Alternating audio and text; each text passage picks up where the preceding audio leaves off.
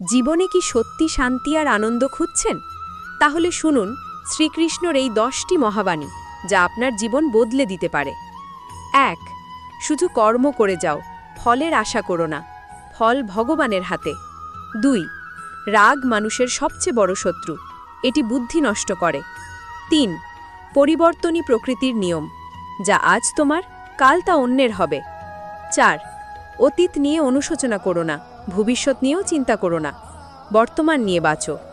5. কোনো কিছুতে অতিরিক্ত আসক্তি দুঃখের কারণ, নিজেকে মুক্ত রাখো। 6. আত্মা অমর, শুধু শরীর বদলায়, আত্মা নয়, তাই শোক করো না।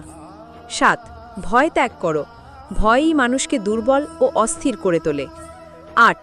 মনের মধ্যে শান্তি না থাকলে বাহ্যিক শান্তি খুঁজে পাবে না, শান্তি তোমার ভেতরেই। 9. ক্ষমা মহৎ গুণ, এটি মনকে হালকা করে এবং সম্পর্ক ভালো রাখে। 10.